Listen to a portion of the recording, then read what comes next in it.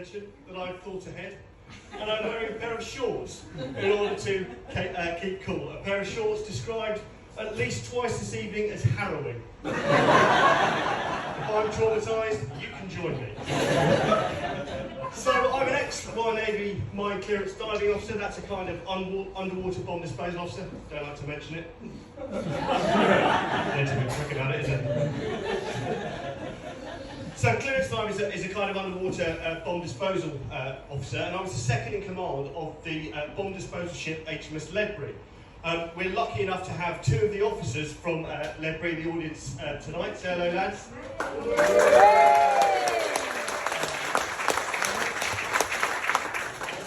Those lads are nervous. And rightly so. So I was second in command of a bomb disposal ship, doing a bomb disposal operation. One thing you might not know about a bomb disposal ship doing a bomb disposal operation in the Royal Navy is the captain is not necessarily a bomb disposal officer. So as a second in command, I was the resident bomb disposal expert. I say expert, that's maybe a bit strong, but basically the guy that understood the risk that we were taking. So to be absolutely clear, the person that understands the risk is not the one driving the ship. No way that can go wrong, right? So there we were. Up a river in Iraq, surrounded by mines that can hear and sense us. They're firing artillery over our heads, and they're fighting up and down the Al4 Peninsula, about 70 metres away. Remember that name, Al4, it's important. So we're doing a very, very delicate bomb disposal operation, requiring the captain to do exactly what the bomb disposal expert says. Unfortunately, the Iraqi army had a different idea. Miffed that their HQ was now a smoking hole in the desert, they fired 2 anti-ship missiles at us. Couldn't take a joke. The captain, understandably, lost his mind and is now driving round at maximum speed shouting, "Weapon arcs! Weapon arcs!" in a live minefield. The effect on Bomb Disposal Boy, sitting in the ops room, watching us slalom through the mines, was profound. It felt a lot like being an Italian water sports instructor being towed at 70 miles an hour on an inflatable through the children's bathing area at Falaraki by a pissed up scaffold on a rented jet ski. It will come as no surprise for you to learn, therefore, that I have post-traumatic stress disorder. Now, PTSD is an anxiety disorder, and anxiety is fairly ordinary in bomb disposal. Most of the time, I'm bored picking up shrapnel in the rain. Sometimes, if there's a live artillery shell that's been washed up on a beach, I'm interested. And occasionally, if I'm diving on a live acoustic mine and I touch it harder than this, I'm shitting myself. And the problem with PTSD is you're that worried, you're that anxious all the time. So you have to go and get some help. Now, my counsellor, Mary, sent me to the local psychiatrist because you can't get a diagnosis until you've, you can't get any help until you've got a diagnosis. What Mary spectacularly failed to tell me is that Dr. Kazim is an Iraqi refugee whose hometown was Al4, a town we had a significant part in fucking up since we were at the battle of the same name. Literally the Battle of Al4. And I can only think, sorry, if you don't know where Al4 is, it's a tiny, winking, vulnerable back door in southern Iraq that me and the rest of the boys from 3 Commander Brigade brutally smashed in one dark night in 2003. And as the armoured thrust brutalised its way up the Al4, I can only assume they did rather more damage to Dr. Kazim's house than simply running over his herbaceous border.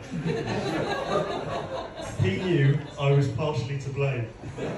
The conversation, therefore, was frankly awkward.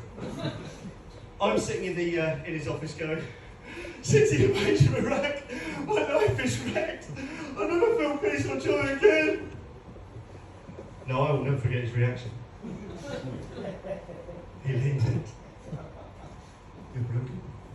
Is that right?" "Yes, Doctor, I'm broken." He said, "You want to see my house, you dickhead? Get out of my office."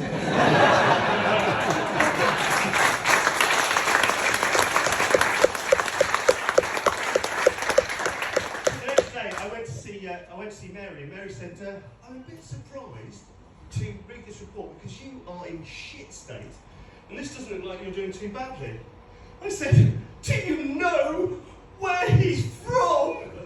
She was like, does it matter? That's a bit racist, Graham. So burn that one, yeah?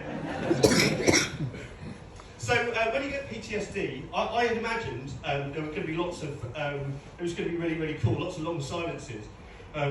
Looking into the middle distance, you wouldn't know, man, you weren't there. I had not expected to be quite so sweaty and almost needing a shit. You're welcome. So when you get PTSD, a part of your brain that tells you that you're in danger is called the amygdala, and it breaks and it will fire all the time and tell you that you're in danger. And you would expect that if a car backfired, you'd be mentally, that would be a trigger, you'd be back in Iraq mentally, and that does happen, that's a flashback and it's unpleasant. What is more likely to happen, however, is your amygdala will fire for no particular reason at all.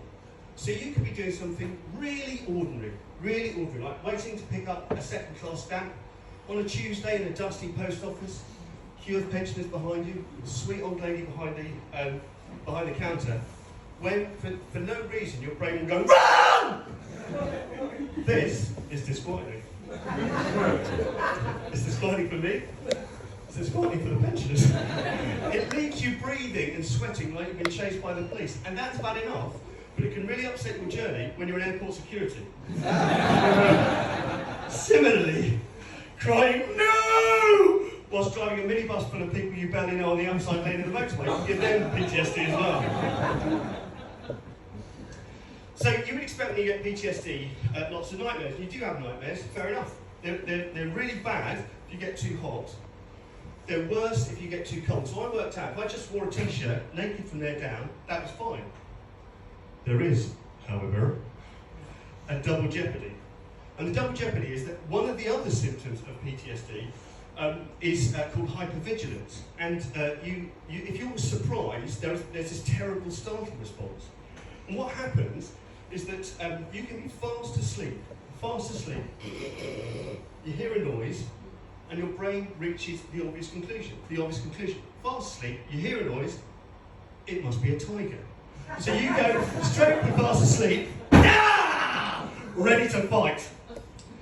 And one night, my ex-wife, that's an important distinction. They don't like to get mixed up. I know that now. she ran up the stairs, and my brain went, bear attack, I knew it. And I jumped out of bed. And my wife screamed. She fucking screamed. She screamed because she's looking in the face of a killer. And I look at her, and she's looking back at my unseeing eyes, and I look back at her, and her face starts to melt, and she starts to laugh. As her eyes track down my Mr. Man t-shirt to the 1 inch of dangling death, winking out from under my shirt. I've been Graham, thank you very much.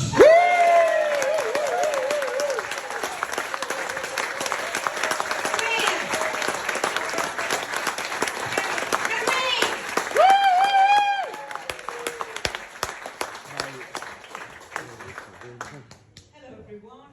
Oh, I tell you what, it's about as nervous being to come on and stand